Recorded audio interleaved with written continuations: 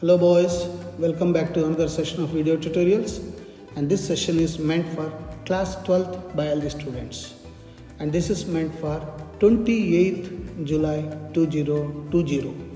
And today I am very happy to introduce a new chapter which will greatly influence us in everyday life, day-to-day life, and it poses some of the interesting questions in us. It generates what we call inquiry in us, and we start observing not only in the society in general and particularly in our own family. We start observing the people, why somebody is like that, why somebody is tall, why somebody is dwarf or short, why somebody is black skinned, why somebody is fair skinned, why someone has baldness, why someone has got very thick hair. So every character that we see, we observe and start questioning why is it so. So this chapter, as I said, is very, very interesting. It answers many of our queries which we observe in day-to-day life. And this is the greatest asset for us, and this is also make you to become a geneticist in future, a scientist in genetics. And there is a lot of scope in this, and the entire world is ruled by the genes, as you know, and the COVID-19 which we are suffering is also genetically created, as all of you know. And this is how the various permutations and combinations we can do with the help of biotechnology, and start not only creating wonderful species which are very, very helpful. As we progress in our chapter, we will discuss about various creations that a human being has done, which is of very, very useful to us in our homes as well as in society. To start with, I want you to perform a small experiment. Since you are at home with the help of your parents, please do this experiment. You can select a plant, and one condition is it should complete its life cycle, that is from birth till death, in a short span of time, let's say 1 month to 45 days, 1.5 months. So you have to take one tall plant and a short plant. So when you cross this, you will get all tall plants after some days. And now cross those, we call it first generation plants. Cross all the tall plants that you get of the first generation. Then in second generation, you will get majority of the tall plants, but you will get minority quantity short plants also. So you wonder, what are the questions, two questions that you will get. In first generation, F1 generation we call it, in first generation, why all plants are tall? What happened to this character of another parent? See, you have taken two parents. One parent is tall, one parent is short. The children that are produced from these tall and short parents are all tall. So naturally the question comes, what happens to the shortness character? Why it did not come to the children, at least to one? Where is it gone? Why it disappeared suddenly?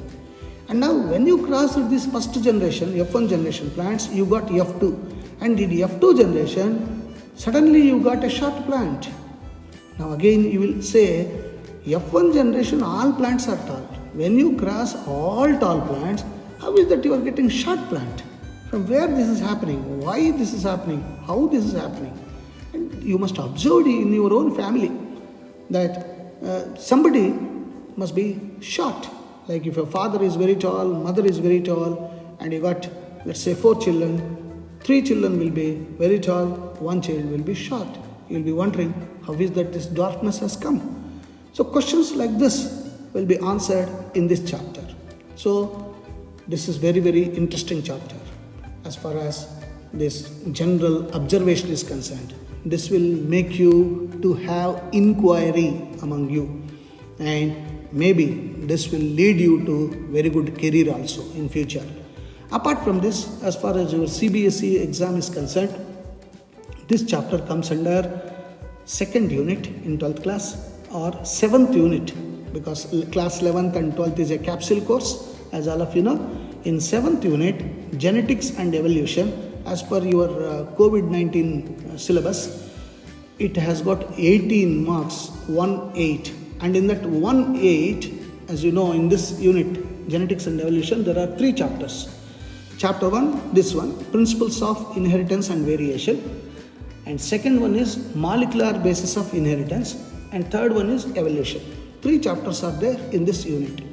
And for your batch, COVID batch, I call it, the evolution chapter is deleted.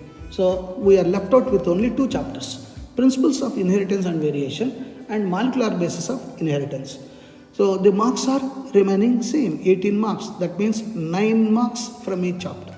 So pay lot of attention to this. Solid 9 marks you will get if you are perfect in this chapter.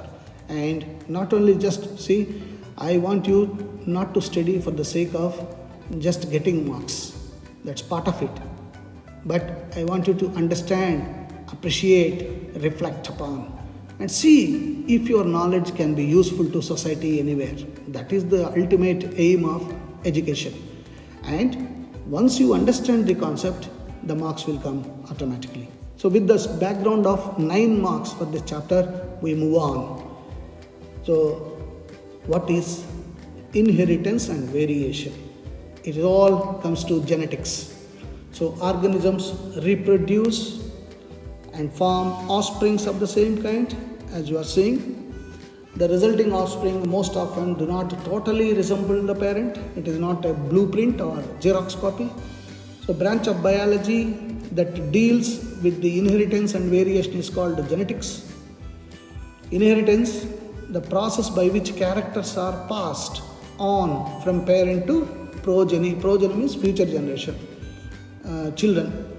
And what about variation? It is the degree by which the progeny, F1 generation, differ from their parents. So that's how genetics will be there. And look at that. Please observe the photos. Are they similar? Particularly see parents, compare parents and their children. Are they looking exactly like Xerox copies? Or are the children blueprints of the parents? You can see the variations. There is a change in the shape of the nose, change in the face cut, change in the body structure, the maxilla or mandible, that is lower jaw and upper jaw, there is a change in the structure. So we know that variations are there, but at the same time similarities are also there. I also said that this chapter leads to a lot of innovations, and one of the inventions is creation of hybrid cows through manipulation of genes, that we call it as breeds. So with all desirable characters, since genes are responsible for characters, we select good genes that are responsible for desirable characters and make a genome, put it in the organism in which we are interested, like the cow. So this is called artificial selection, and domestication of wild cow like Sahiwal in Punjab. So milk production, that's responsible. And there are some words we keep on using from now onwards. So you must get familiarized with these words before we dive deep into this chapter. First, genetics, branch of life science that deals with the study of heredity and variation. Heredity is a transmission of characters from parents to offsprings. Variation is the difference among the offsprings compared to their parents. Hereditary variations, these are genetical and inheritable. Environmental variation, these are acquired and they do not pass on from generation to generation. That's because of the habitat in which we are living. So they are called acquired characters, and environmental variation will lead to that. We are thankful to this gentleman, this great personality, and he is none other than Gregor John Mendel, father of genetics. And he is known as father of genetics because of the research that he has done in the field of genetics. Though he was a Baptist. He was a father in a church, and he had so much of strong desire to invent, to see what's going on in the nature, to understand the intricacies of the nature. He has become a scientist. Though basically he was not a scientist, he was working as a father in a church in Austria, but thanks to his brilliance. So Gregor Mendel developed the principles of heredity while studying 7 pairs of inherited characteristics in pea plants. Although the significance of his work was not recognized during his lifetime, because at that time it was the king was the ultimate, it has become the basis of present day field of genetics, and it's all based on observation. Just by mere observation he has done the research. What is that he has done? Mendel's approach. He conducted artificial pollination or cross pollination experiment for 7 years. 7 long years he has conducted experiments. On which one? On pea plant. That is 1856 to 1863, and proposed law of inheritance or law of genetics. Applied statistical analysis and mathematical logic for biology problems. This is the greatness of it. Large sampling size, he has selected thousands of plants, greater credibility to data. When the data is large, there is a credibility. And he has conducted thousands of experiments, true breeding pea lines, that is continuous self-pollination, he has done it. Confirmation of interference from experiments on successive generation of test plants proved general rules of inheritance. What he has done hundreds of years back, even today it is applicable. That shows the greatness of this greatest man, Gregor John Mendel, father of genetics. And Mendel investigated on 2 opposing traits, that is tall plant and a dwarf plant. Dwarf means small inside, short. And yellow seeds and green seeds. He has got a very good habit of hobby of having a garden around his church. He used to go for a walk every day, and he has observed that some plants are tall, some plants were small. So he wondered why there is a change in the creation. And he has observed pea plants with yellow seeds, green seeds. So then he started questioning himself, and the questions based on his observations led to this great research. And what is that he has observed? 7 pairs of contrasting characters he has observed in pea plants. What is that? First one, height. He has observed, as I said, in his garden, tall plant and short plant. And seed shape, round seeds and wrinkled seeds. Wrinkled means with a lot of foldings, you must have observed. Seed color, yellow color and green color. And similarly, seed coat color, green coat and white one. And then pod shape, inflated, that is bulge smoothly, and constricted, lot of curvatures will be there, okay, flat. And then pod color, green pod and yellow pod. Flower position, axial means the tip of that. And then terminal, almost the tip of the branch. So what is so great about it? Even today we are observing, all of us are observing all this, but we never experimented. There is a difference between Mendel and us. And he has also observed, during those times there were no microscopes also. Based on mere observation he has done. That is the greatness. That's how we salute him. And based on the observations, he put questions for himself and started searching for answers. There was no, internet during those days, all that. Now you have got a question, you just go to Google Baba, you get the answer. But this is how the Mendel has done it. So he also observed that some of the characters are predominant in his observation. Like tall plants are very, very high in number compared to short. So based on mathematical numbers, the tall plants are more. He thought correctly that tallness is the dominant character as far as height is concerned. Similarly, round seeds were dominant because their numbers are more.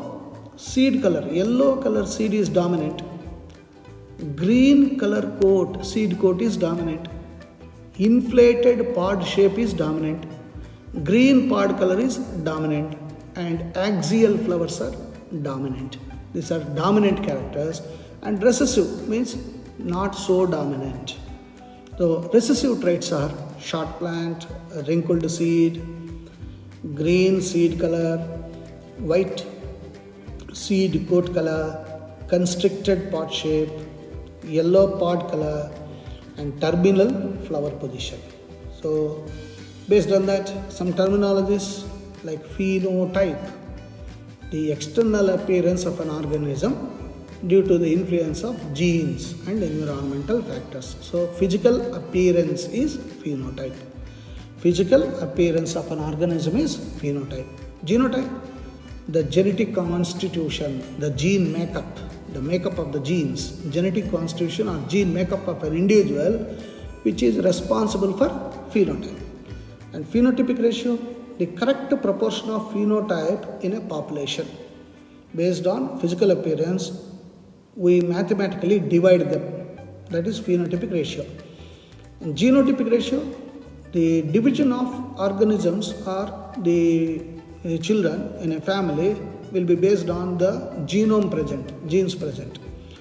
Homozygous, the individual having identical genes in an allelic pair for a character is homozygous. Like we say, for tallness, capital T, capital T. Capital T is one gene, another capital T. Here I want to give a precaution. When I say capital T is a gene, do not think that there will be alphabet shape capital T in our body. No. And never think that all tall persons, tall plants, tall animals like giraffe will have inside alphabet T. No, not like that. For our convenience sake, for our understanding sake, we are denoting capital T for dominance, for tall. So when there are two genes, capital T and capital T, it is pure tall. And then on the other hand, if one capital T is there, dominant gene, and another small t is the recessive gene, still the plant phenotypically appears tall because of presence of capital T, dominant gene. Then we say heterozygous, individual having unidentical genes in an allelic pair of character. And then dominant gene, as I said just now, in capital T, small t, capital T is dominant gene. The gene that expresses its character in heterozygous condition. And recessive gene, small t, the gene that fails to express its character in the presence of dominant gene. But if it is alone, it will express itself also. But in the presence of capital gene, it cannot because it is recessive. Hybrid, the progeny obtained by crossing two parents that differ in characters is hybrid. We have got a lot of hybrid plants, hybrid vegetables nowadays. And then backcross, the cross between F1 hybrid with one of its parents. Test cross, the cross between hybrid and its homozygous recessive parent. What is the purpose? It is used to identify the genotype of the hybrid. And finally, why Mendel selected only garden pea plant? So many were available. Why only this? There are reasons. One, pure varieties are available. Pea plants are easy to cultivate. You can also do in your home. That's why I said in the beginning of the session. Life cycle of plants are only few months, so that result can be ready early. Contrasting traits are observed. Just now we saw tallness and shortness contrast. Flowers are bisexual and normally self-pollination can take place. Flowers can be cross-pollinated manually also, and hybrids are